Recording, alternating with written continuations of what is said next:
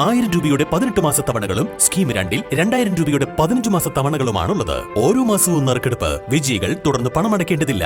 Anupama gold gallery, golden diamond, Edavanna, Thiruvali, Othayi. Nilambur മേഖലയിലെ റോഡുകൾ തകർന്നതിൽ അടിയന്തര നടപടി വേണമെന്ന് താലൂക്ക് വികസന സമിതിയിൽ ആവശ്യം. എന്നാൽ ജനകീയ ആവശ്യങ്ങൾ ചർച്ച ചെയ്യുകയും പരിഹാരം കാണാൻ ശ്രമിക്കുകയും ചെയ്യുന്ന താലൂക്ക് വികസന സമിതിയിൽ ഈ പ്രശ്നത്തിന് മറുപടി പറയേണ്ട പൊതുമരാമത്ത് വകുപ്പിൽ നിന്ന് ആരും തന്നെ ഉണ്ടായിരുന്നില്ല. താലൂക്ക് സഭയിൽ ജനപ്രതിനിധികൾ, വിവിധ വകുപ്പ് മേധാവികൾ എന്നിവർ പങ്കെടുക്കുന്നത് നാമമാത്രമായി മാറിയിട്ടുണ്ട്. വഴിക്കടവ് മുതൽ നിലമ്പൂർ വരെയുള്ള സംസ്ഥാന പാതയിൽ പല സ്ഥലങ്ങളിലും റോഡ് തകർന്ന് കുഴികളാണ്. അന്തർ സംസ്ഥാന പാതയായ ഈ റോഡിൽ ദിവസവും നൂറുകണക്കിന് വാഹനങ്ങളാണ് ഓടുന്നത്.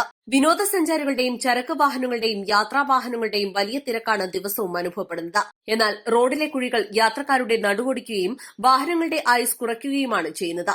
മാസങ്ങളായി ചുങ്കത്ര മുട്ടിക്കടവിൽ റോഡ് തകർന്നിടത്ത് യാതൊരു അറ്റകുറ്റപ്പണികളും നടത്തിയിട്ടില്ല. ഇത് സംബന്ധിച്ച് പൊതുമരാമത്ത് വകുപ്പിന് കത്തുകൊടുക്കാൻ യോഗത്തിൽ തീരുമാനമായി.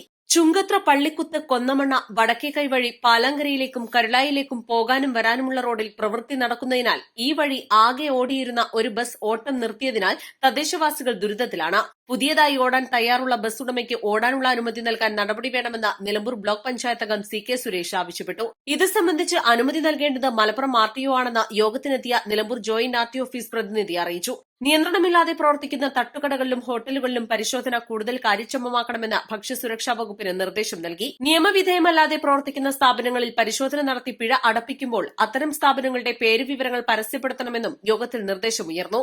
ഭക്ഷ്യസുരക്ഷാ വകുപ്പ് ഹോട്ടലുകൾ ഉൾപ്പെടെയുള്ള ഭക്ഷണശാലകളിൽ പരിശോധന നടത്താറുണ്ടെങ്കിലും ക്രമക്കേട് കണ്ടെത്തുന്ന കടകളുടെ പേരുകൾ വെളിപ്പെടുത്താത്തത് ഗുരുതര വീഴ്ച വരുത്തുന്നതായി നഗരസഭാ കൌൺസിലർ ഇസ്മായിൽ എരഞ്ഞിക്കൽ പറഞ്ഞു. നിലമ്പൂർ വെളിയംതോട് മുതൽ കരിമ്പുഴ വരെയുള്ള ഭാഗങ്ങളിൽ ലൈസൻസ് ഇല്ലാത്ത കെട്ടിടങ്ങളുണ്ടെന്നും അദ്ദേഹം പറഞ്ഞു. യോഗത്തിൽ Nilambur block panchayat president P. Pushpavalli അധ്യക്ഷത വഹിച്ചു.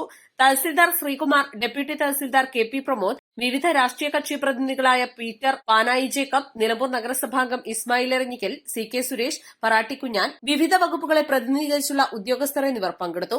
East Live, Nilambur. Lenora is different from others. Years of perfect stitching experience. Lenora, linen, cotton cloth and stitching. Pandikad Road, Vandoor.